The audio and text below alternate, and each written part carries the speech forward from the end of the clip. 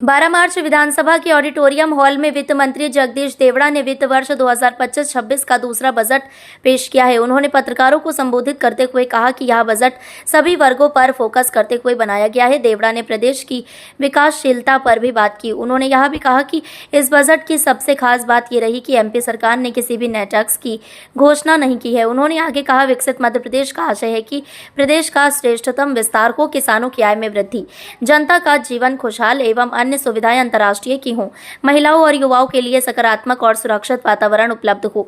मुझे यह अवगत करते हुए गर्व है कि हमारी सरकार सुनिश्चित रणनीति के तहत औद्योगिकीकरण, गरीब कल्याण मिशन, युवा कल्याण मिशन एवं नारी कल्याण मिशनों के अंतर्गत कार्य कर रही है। 50 आदिवासी छात्रों को पढ़ाई के लिए विदेश भेजने का प्रावधान, मेडिकल कॉलेजों में 255 पीजी सीटें, अतिरिक्त शहरों में ई बसें परिचालन और पर्यावरण संरक्षण के लिए रजिस्टर्ड व्हीकल स्क्रैपिंग फैसिलिटी, आरवीएसएफ के जरिए सभी सरकारी वाहनों को 15 साल बाद स्क्रैप करना अनिवार्य जैसे कई अहम फैसले। उपस्थित मेरे साथ में बैठे हुए हमारे प्रमुख सचिव मनीष रस्तोगी जी और मेरे सभी सहयोगी साथीगण और उपस्थित सभी मीडिया के मेरे सम्मानीय सभी साथीगण,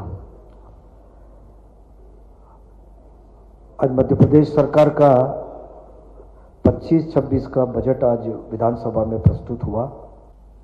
बजट हमारा 2025-26 का जो बजट है, हमने फोकस किया ज्ञान पर और हमारे सभी साथी जो है वित्त विभाग के सब अधिकारी कर्मचारी, हमारे सब लोग हैं, अधिकारियों ने मिलकर के बहुत ही लंबे समय तक प्रयास करके बेहतर से बेहतर क्या हो सकता है बजट में, जो अच्छा हो सकता है, प्रदेश के हित में हो सकता है, जनता के हित में हो सकता है, सभी वर्गों के हित में हो सकता है, ऐसा प्रयास इस बजट में हमने किया है। निश्चित रूप से मैं उनको भी धन्यवाद दे रहा हूँ। यह जैसा मोदी जी ने कहा कि 4 जातियां उन्होंने चिन्हित की, उसको ज्ञान के रूप में उन्होंने कहा कि ज्ञान हमारा GYAN, तो गरीब कल्याण, युवा शक्ति, अन्नदाता और नारी शक्ति। मतलब कोशिश हमारी भी इस बजट में रही कि सर्वस्पर्शी बजट हो, सभी वर्गों का इसमें समावेश हो और जो सरकार से अपेक्षा रहती है कि हमारे यहाँ पर डेवलपमेंट हो, विकास हो, सड़कें हो, सिंचाई के प्रबंध हो, चाहे बिजली का प्रबंध हो, हेल्थ के बारे में चिंता हो, अस्पताल हमारे ठीक हो, इन सारी बातों की चिंता करके हमने बजट में प्रावधान किए हैं।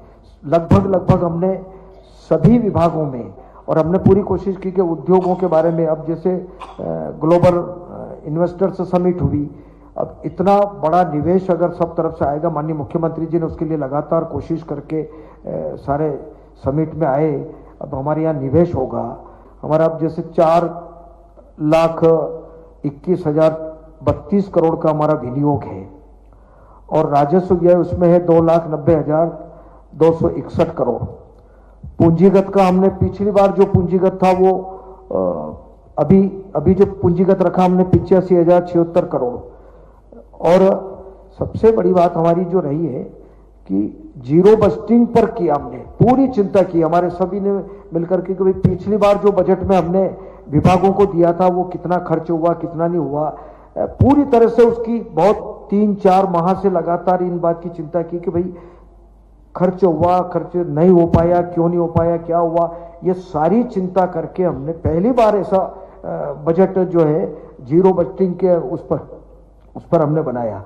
तो निश्चित रूप से मुझे लगता है कि बजट जनता के लिए, जनता का बजट, मध्य प्रदेश की जनता का पैसा टैक्स के माध्यम से जो आता है, केंद्र से जो आता है, वो पारदर्शिता कि जितना पैसा खजाने में आया वो ईमानदारी से हमने उसको जनता के लिए खर्च कर दिया।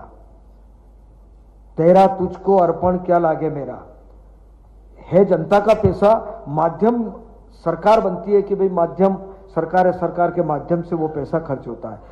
तो कुल मिलाकर के हमारा प्रदेश विकास की तरफ बढ़े। और ये विकास का बजट है, ये जनता का बजट है, जनता के लिए बजट हमने किया। और इसलिए मोदी जी की उस संकल्प को हम पूरा करना चाहते हैं कि 2047 में हमारा देश विश्व में विकास की श्रेणी में नंबर 1 पर आए। तो उसमें मध्य प्रदेश की भी अहम भूमिका रहे। हम भी चाहते हैं कि मध्य प्रदेश हमारा देश में, हमारे प्रदेशों में हमारा प्रदेश भी प्रथम रहे और 2047 का लक्ष्य भी पूरा हो, हमारा देश विश्व गुरु के स्थान पर पहुंचे। तो पहुंचेगा तभी जब सब सरकारें काम करेगी अच्छा।